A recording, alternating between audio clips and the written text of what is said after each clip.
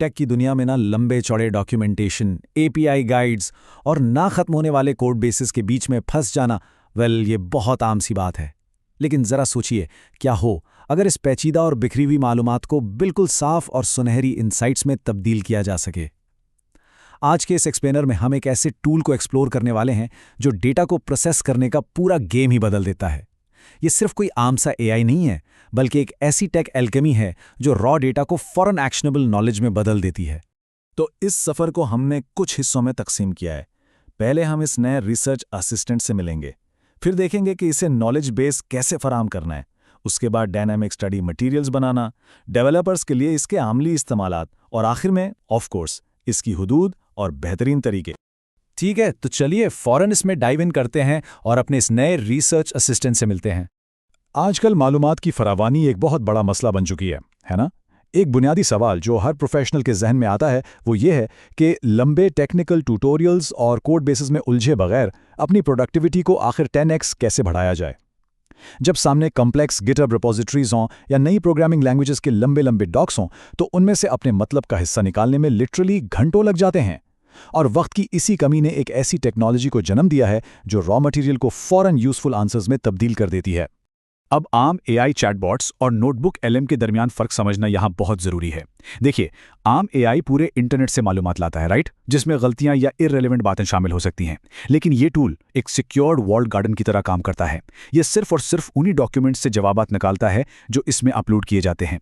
यानी knowledge base बिल्कुल restricted और पर्सनलाइज्ड होता है, जो एब्सोल्यूट एक्यूरेसी को यकीनी बनाता है। No extra noise. तो ये इन्फॉर्मेशन एल्केमी शुरू कैसे होती है? चलिए देखते हैं कि इस सिस्टम को अपना नॉलेज बेस कैसे फराहम किया जाता है। इस असिस्टेंट को काम करने के काबिल कैसे बनाया जाए?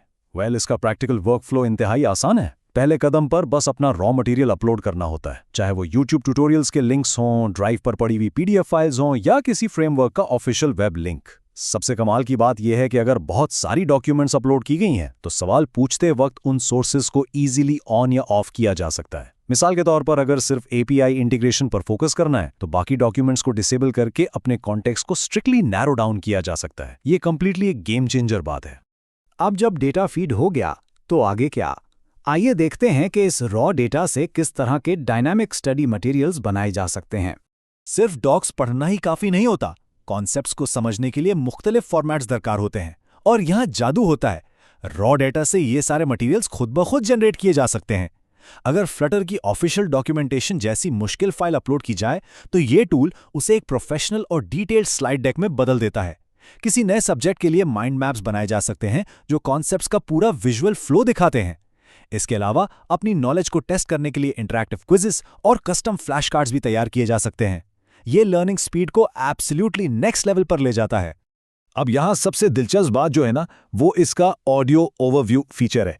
जरा तसव्वुर कीजिए कि एक इंतहाई खुश्क और बोरिंग टेक्निकल डॉक्यूमेंट को दो लोगों की दिलचस्प पॉडकास्ट स्टाइल गुफ्तगू में ढाल दिया जाए। ये फॉर्मेट उन औकात के लिए बेहतरीन है जब सफर के दौरान या कम्यूट करते वक्त कुछ नया सीखना हो। इस फॉर्मेट में कॉन्सेप्ट्स को सवाल जवाब की शक्ल में डिस्कस किया जाता है, जिससे सबसे पेचीदा टॉपिक्स को जहन नशीन करना भी बेहद आसान हो जाता है। थ्योरी तो बहुत हो गई, अब इन फीचर्स को डेवलपर्स के लिए असल जिंदगी के प्रैक्टिकल इस्तेमालात से जोड़कर देखते हैं। यहाँ हम देख सकते हैं कि वर्कफ्लोज प्रैक्टिकली कैसे आसान हो जाते हैं। अगर गिटहब से कोई कॉम्प्लेक्स फिल्टर लॉजिक समझ नहीं आ रहा, तो बस रॉ कोड को पेस्ट करके उसे आसान जुबान में समझा जा सकता है। मिसाल के तौर पर एक सोर्स डॉक्यूमेंट में फाइनेंशियल ऐप का पेचीदा फिल्टर कोड था। इस टूल ने उसे ऐसे समझाया जैसे किसी 5 साल के बच्चे को डब्बे में खिलौने और स्नैक्स अलग अलग करना सिखाया जा रहा हो। कितना आसान हो गया ना। इसके अलावा एफएल चार्ट जैसी मुश्किल यूआई लाइब्रेरी की एपीआई डॉक से step by step integration guide निकालना या किसी टेक पैकेज से इंटरव्यू क्वेश्चंस तैयार करना अब सिर्फ चंद सेकंड्स का खेल है। और ये चीज़ इंतहाई खूबसूरती से वाज़ेह करती है कि ये टूल कंपैरेटिव रिसर्च में कितना मददगार है। अगर तय करना हो कि फ्लटर स्टेट मैनेजमेंट के लिए प्रोवाइडर बेहतर है या गेटएक्स, तो ये असिस्टेंट दोनों डॉक्यूमेंट्स को पढ़कर एक बिल्कुल गैर जानिबदाराना तज्जिया पेश करता है। ये बताता है कि अगर तेजी और डीकपल्ड आर्किटेक्चर चाहिए तो गेटएक्स बेहतरीन है, लेकिन अगर नेटिव विजिट पैटर्न्स और रिलायबल कम्युनिटी स्टैंडर्ड्स चाहिए तो प्रोवाइडर बेहतर है। बिना किसी डेवलपर बायस के ऐसी वजाहत डिसीजन मेकिंग को सुपर फास्ट कर देती है। लेकिन ठहरिए, हर चीज़ परफेक्ट नहीं होती। चलिए इस प्लेटफॉर्म की हुदूद और कुछ बेहतरीन तरीकों पर बात करते हैं ताकि एक्सपेक्टेशंस रियलिस्टिक रहें। हर ताकतवर टेक की तरह इसके भी अपने बेसिक रूल्स हैं। कचरा अंदर, कचरा बाहर, यानी गार्बेज इन गार्बेज आउट की पुरानी कहावत यहाँ बिल्कुल फिट आती है। टूल की सलाहियत 100% इस बात पर डिपेंड करती है कि उसे रॉ मटेरियल कैसा दिया गया है। अगर इनकम्प्लीट, आउटडेटेड या गलत डॉक्यूमेंटेशन अपलोड की गई तो जाहिरी बात है समरीज और एक्सप्लेनेशंस भी गलत ही होंगे। सो बेहतरीन रिजल्ट्स के लिए इनपुट का हाई क्वालिटी और वेरीफाइड होना एब्सोल्युटली क्रूशल है। तो यहाँ सबसे अहम पॉइंट यह है कि ये हुदूद ही असल में इसकी सबसे बड़ी ताकत है। क्योंकि ये बाहर के इंटरनेट से कॉन्टेक्स्ट नहीं लाता, इसलिए हेल्यूसिनेशन के चांसेस बहुत कम हो जाते हैं। लेकिन सुनिए, एआई आखिर एआई है और ये गलतियां कर सकता है।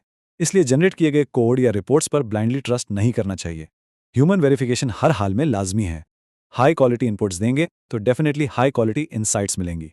तो जब पेचीदा मालूमात को समझना, उन्हें विजुअल माइंड मैप्स में ढालना और पॉडकास्ट के अंदाज में सुनना इतना आसान हो जाए तो प्रोडक्टिविटी में 10x इजाफा कोई ख्वाब नहीं, एक हकीकत बन जाता है। अब सोचने की बात यह है, वो अगला कौन सा कॉम्प्लेक्स प्रोजेक्ट या बोरिंग डॉक्यूमेंट है जिसे इस इंफॉर्मेशन एल्केमी से गुजरकर गोल्डन इनसाइट्स में तब्दील किया जा सकता है। क्योंकि याद रखिए, आज के इस तेज दौर में असल ताकत सिर्फ मालूमात का होना नहीं है, बल्कि उस मालूमात को तेजी से प्रोसेस और समझने की रफ्तार है। इस एक्सप्लेनर में साथ देने का शुक्रिया। सोचिए जरूर, ये एल्केमी अगले किस वर्कफ्लो को मुकम्मल तौर पर बदल देने वाली है।